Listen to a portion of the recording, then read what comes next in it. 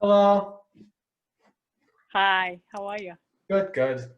So basically, the purpose of this interview, sorry, my bad. My name is Bada, and the purpose of this interview is basically to let you tell your story about your life and the challenges and the walls you faced and how you overcame them, basically. So the people who are watching is able to learn from it.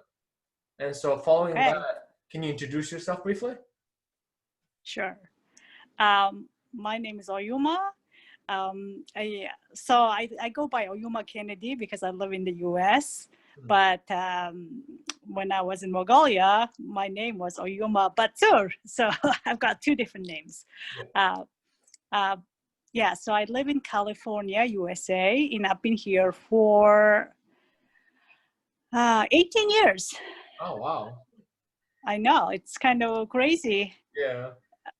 Time goes so fast, especially when you live in California, because California is always green. So you kind of don't have like any sense of seasons changing. So it's always green. So you're like, what? 10 years gone? Yeah. I see. Yes. So you have two kids, right? So tell us a little bit about your family. So I have two children who are 8 and 13. And both girls. So one is in the middle school, one is still in the elementary school. Yeah. Right now, because of the COVID-19, we're all in quarantine. So they're actually kind of studying from home. And it's been pretty challenging. So I didn't realize that the little children actually needs real, five senses to learn things, because my younger one is actually watching videos, even though she's watching instruction, reading and following, she still have a hard time learning stuff. So I have to really sit there and teach her like her teacher would. And I just didn't realize this was actually, the teaching is a big job. Yeah. Yeah. So basically right now I'm doing two jobs at home because I'm working from home while teaching my kids at home. Yeah, I don't think it's just for 8 and 13-year-olds. I'm 18 and still learning maths and physics and all this stuff from home. It's still challenging. I could definitely, having someone actual teacher there to teach you and stuff is just so much more helpful. That's something. Yeah, I didn't realize that real-time interaction has a lot of impact in learning. Definitely. Yeah. So let's get a little bit into your career. You worked for a Wells Fargo company, is that right? Yeah, it's bank. So I come to US and as English, I actually come here to learn English. And then I was going through the college and learning English and thinking that I'm going to go into grad school. While meanwhile, I ended up getting married and have permission to work. So I said, you know what? I actually have an accounting degree from Mongolia. I'm just going to use it because, accounting I learned in Mongolia was American Standard Accounting. I could use it in America. So I started looking for a job and found a job at Wells Fargo. I started as accountant at the Wells Fargo Funds Management Group. Then after a couple of years, I got bored and I said, you know what, Wells Fargo is a huge company with 300,000 employees. I could get different jobs. So I started looking for different position, not in accounting. So I just kind of tried to move it a little bit up into finance. So I started working as a financial consultant for a number of years.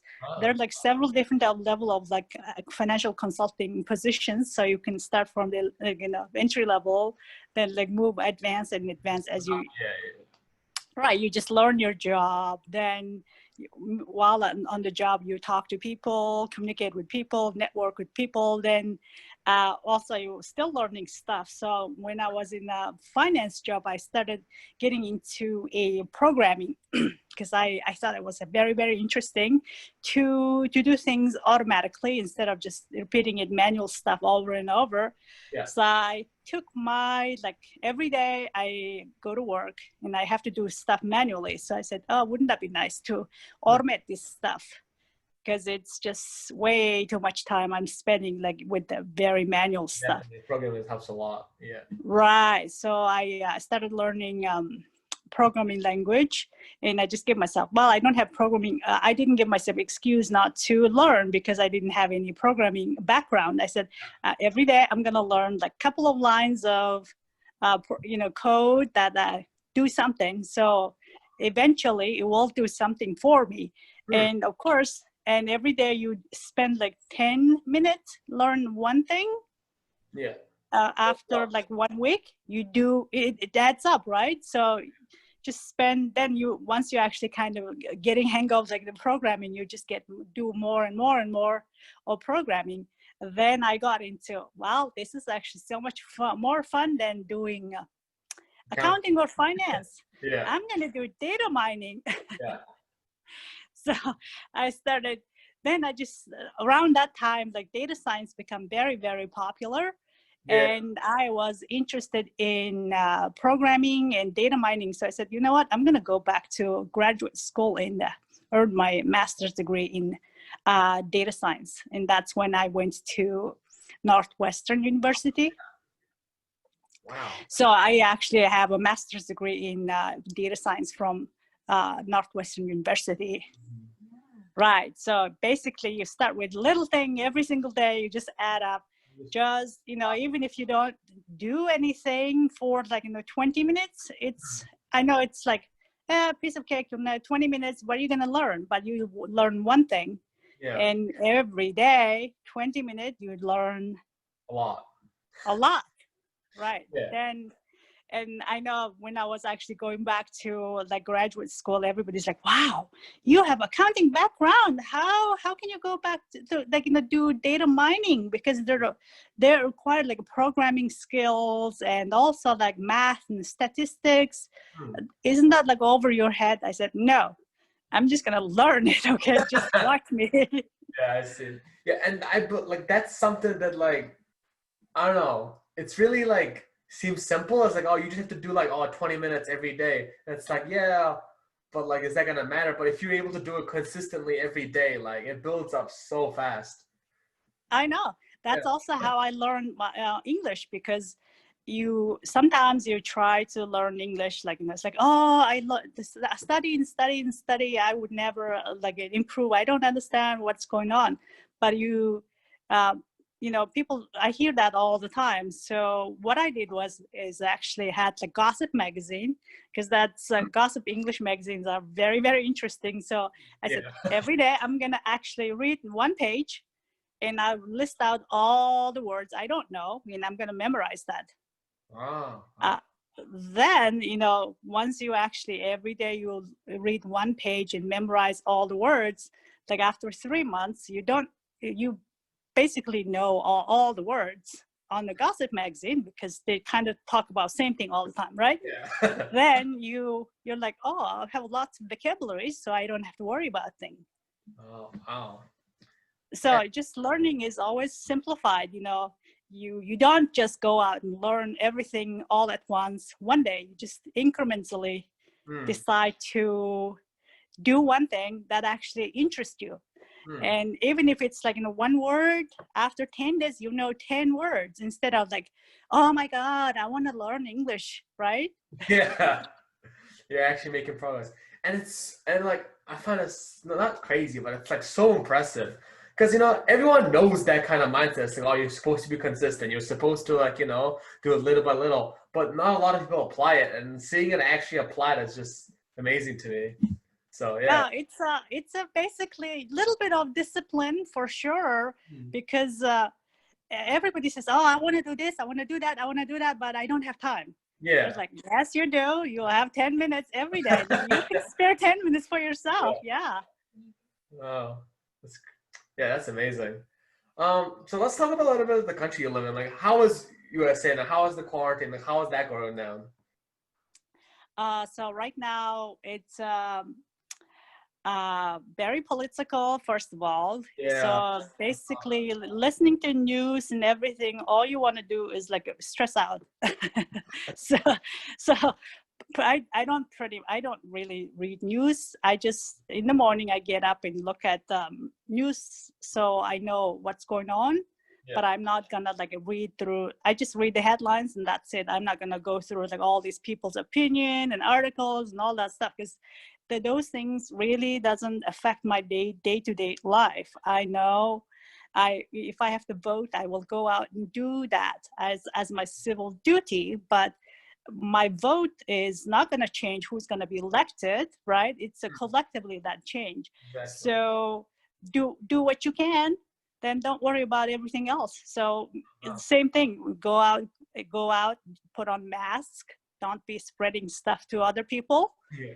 But you know, if you have a chance to stay home, just be home. Yeah. And not to worry about anything. Eventually it will pass. Yeah. This is just... Yeah, so like New Zealand, we were out of quarantine for like 3 months or so. So we had like a lockdown around March-ish, and we got out around like May. And basically we were fine for like 3 months, and then basically we had a burst of community cases here. And then so we went back into lockdown for like 3 weeks now, or 2, I think. And at least I'm going back to school Monday, so in like 2 days basically. And oh, wow. Like, it's a mess. I have like my exams in 2 weeks. I haven't had a teacher teach me anything for the last 3 weeks. It's bad, but everyone's stressing about it. So yeah, it's a new thing. I feel like it's definitely something new. That's like, yes, you just have to deal with it. So, you know, instead of worrying about like what's going to happen, oh my goodness, like, no, I'm not going to be ready for blah, blah, blah, all that stuff. Just pick up your textbook, work on one page. That's it. Exactly. Yes. Yeah. So you've lived, so when did you come to America? Like how long ago was that? Like in 2002. 2002. Okay, so when I was born. Cool. Wow, so I've been outed for old lady, huh? Okay, that's not much. So, but you've lived a considerable amount of your life in Mongolia as well, right? Yeah, so basically I grew up in a very countryside. So my hometown was actually Tishik. You know Tishik, right? Yeah. Your father's hometown. Yeah. Yeah. So that's that was my hometown, but I actually in my like 7th grade I moved to Tarialan, Hөвsgөл. Yeah. Then after like I finished my high school, I went to the National University of Mongolia to study accounting. That's where I met your mom. Right. So then when I was in the high school student, I obviously didn't have a whole lot of choice other than just either go to college or becoming like, you know, cow milker or something. Yeah, I certainly didn't want to do that because I was like, I always want to go. Actually, even when I was a child, I didn't know how it's going to happen because I always wanted to live in overseas. Oh, yeah? Yeah, that was my like childhood dream. So when you have a dream, you just, okay, so only way to get out of here is to go to college. So study and go to college. That's the first step, right? Then once you finish your college, you start working. Once you start working, you start saving some money so you can get out of the country. So you can go overseas. Basically that's what happened. So basically what my question was, so considering you've lived a good amount of your life in Mongolia and you lived the last 18 years in Mongolia, what do you feel like the huge outstanding differences between the countries that you realized? So the Mongolia actually has changed a lot last 18 years. When I left Mongolia, it was still like semi-communist country because people didn't really know business and all that stuff. Like your family business was like almost like one of the first businesses in Mongolia, and a lot of people didn't know anything about like running business, doing business, marketing, all that stuff.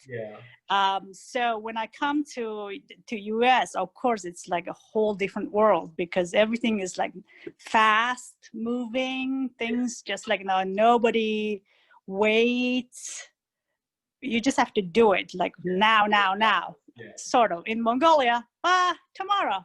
we'll do it tomorrow. That was like, oh, sorry, I forgot. Well, let's do it tomorrow. That's kind of like a approach in Mongolia, but when you come to US, it's like always you have to do it now. You have to be on the go all the time. Exactly. And very fast paced. But yeah, but it was actually kind of good for me though, because I was always like kind of person who always want to go and do something. So I couldn't. I had like a lot of stress living in Mongolia because when you have an appointment with people, I was the one who would show up at the earliest because nobody would show up because they're like, everybody comes late, so let's just go there like after 30 minutes late. Yeah, exactly. And I'm like waiting there and being stressed. I'm like, what? You said like no that time. How come you don't show up? Yeah. So that was like big cultural difference. But I do realize that because living in Mongolia is so laid back, people tend to stress so much less in Mongolia when I lived there. And when I come to US, I couldn't understand what the stress means because everybody's like, are you stressed out? I'm like, no. Why would I be stressed out? Well, you have lots of things to do. I'm like, I know, but I will do it, okay? I don't need to stress out. Yeah. You're able to not get absorbed by all these different things. Yeah, right. It's definitely like a desired mentality that people want to have these days. So as you're talking about, it's very fast. Everything's moving fast. There's so many things you have to do if you want to do well in life, and it's really easy to get absorbed and get stressed basically about all the things you have to do. But if you just start doing it, it's a lot better. You know what I mean? Instead of worrying about doing it, just do it. Absolutely. That's definitely a desired mindset. A lot of people do wish to have that kind of mindset. Yeah. So, I'm about to graduate high school, right? This is my last year of high school, and I'm, thinking about all this, future stuff and what am I gonna do with my life? Do I go to uni, the business, and all this stuff? What was your mindset when you were finishing high school? So you went to college because you wanted to go overseas. That was your childhood dream. But right. Well, why did you what was your intention when you want to go overseas? Why did you want to go overseas? Well, because when I lived in countryside day, we didn't have a lot of TV or any kind of entertainment. So I read lots of different books from different countries and different cultures. So I always thought it was so fascinating to read a different culture, and the way they think is so different. So I was like, I wondered how is it living with Russian people or German people or American people? It would be so interesting, right? Because living with Mongolians are a totally different mindset. So I was very curious about that. So I'm like, wouldn't that be nice to live in very different countries, see different culture, and I actually didn't want to live in the countryside. I also wanted to live in the big city. So that's why I spent almost 16 years living near San Francisco. Oh, yeah. Working in San Francisco, yeah. So nowadays I'm actually living in Northern California, which is a lot calmer and laid back environment. Because I guess when you get older, you don't need to have real fast environment. Yeah, I see. I see. It makes a lot of sense, yeah. So, how often do you visit Mongolia, or do you go back at any time, or do you just only stay in America? We actually, my two daughters and I went back to Mongolia last year. Oh, yeah. Around July. So isn't that the same? Right. Yeah. In the US, because I don't have any relatives around in the US, so I don't have a whole lot of people going in my house. We're just three of us sitting around eating and things like that. And when we went back to Mongolia, we had so many relatives come over, and we just always going around with 20 people together, eating there, eating here. My kids were so excited. Oh my God, this is so nice to have so many people around. Yeah. That I can definitely relate with. And time goes so fast in Mongolia. Right. It's because also me and my mom and my brother, because we went back to Mongolia, and we're also the same as well. There's no one we know here, So it's very calm, you know what I mean? We go home, we only see each other, we just stay in our rooms and we just do our own thing.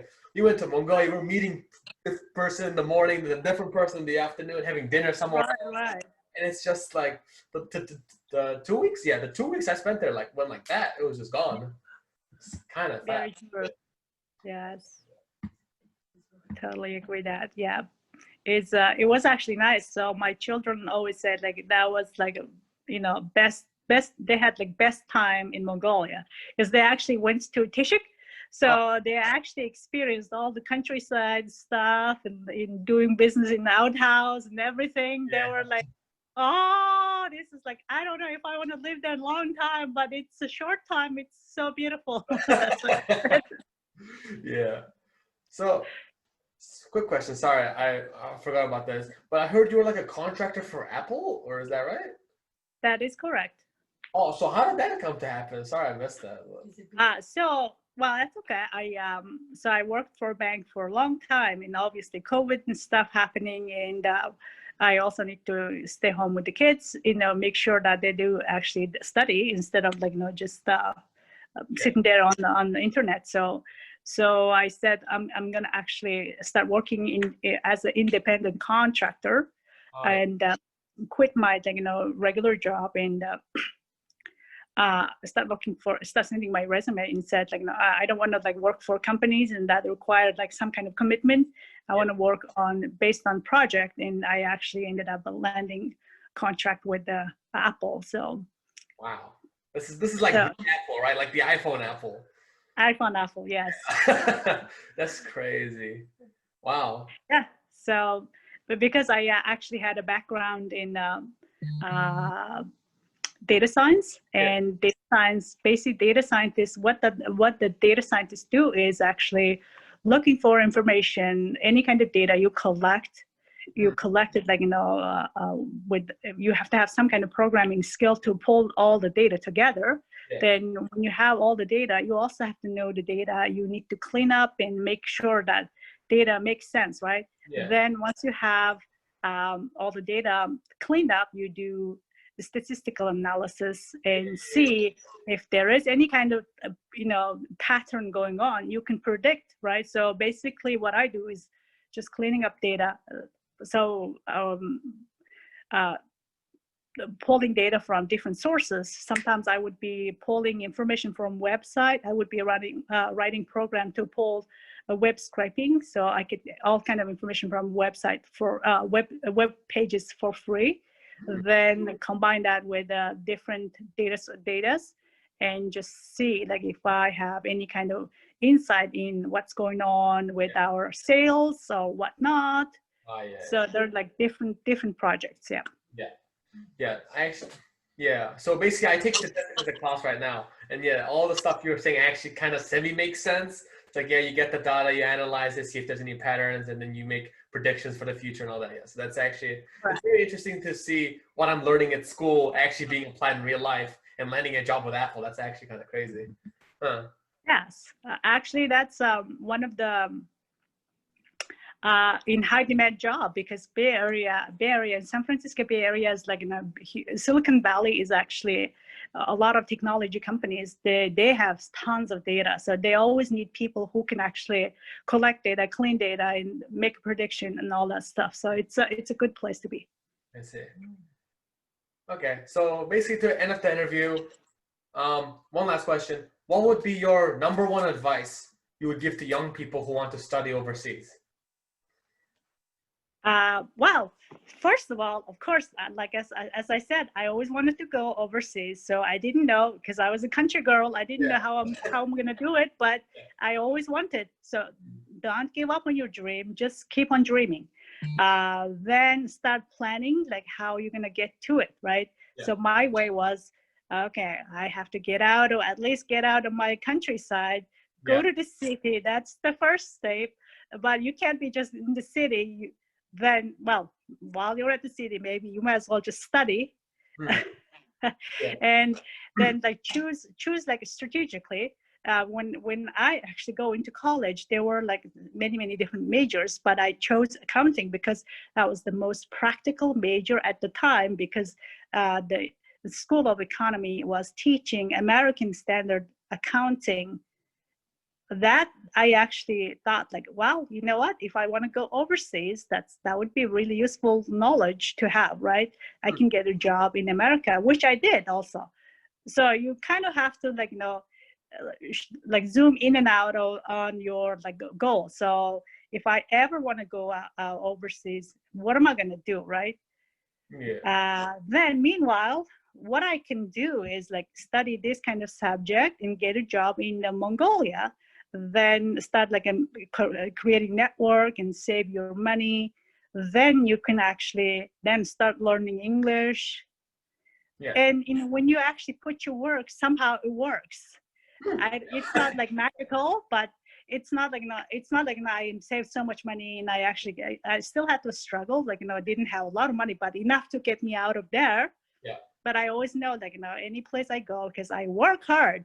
Yeah. That's why get back where things will work out, right? So you just don't give up on yourself and don't worry about a lot of stuff. Just have your dream and just focus on what you can do today. Yeah. And when you do it, tomorrow is another day. So you do another thing. Then after 1 year, you'll have lots of experience and knowledge and things, so many things. Then you use your the learnings and skills you collected, you just use that. And meanwhile, you still want to be nice to people too, because don't be like such a jerk. And you always want to have some kind of building network. I'm not saying like I'm best at it, but I never also had like a horrible relationship anywhere I go. I just it wasn't best, but it was always okay. Like people would not. If I ever meet anybody I worked with in Mongolia, they would never say, "Oh my gosh, she was horrible." Yeah, I see. Yeah. Right. So it's just good enough impression, but don't worry about it too much, because sometimes when you worry about other people's opinion a little bit too much, you forget about yourself. So because when I said like, "Hey, I want to go like have a professional career in America," there are people like, "Yeah, are you dreaming? Are you nuts? You don't even speak English. What are you talking about?" Right? I'm like, well, that's okay. That's what you think, right? Yeah. But what I can do is like start memorizing words. And you just do a little by little, and then you got there. Now look at you doing job with Apple. Like that's crazy. Yes. So you stuff, everything, all the things don't work out like when you wanted, where you wanted, but if you just keep your goal in your sight and just keep working on what you can do, it will happen for sure. Wow. That was, thank you so much for your time. That was actually an absolutely amazing interview I had, and I learned a lot, and the people who are like watching, you probably learned a lot as well. Like just the way you approach life is just so amazing, and how you're able to actually apply it is, So thank you so much for your time, and thanks for coming on the interview. Oh, thanks for having me. So I'm glad you actually learned something, because I always wanted young people to actually have confidence in themselves and just keep going at it. All right. Thank you so much. Bye. All right. Bye.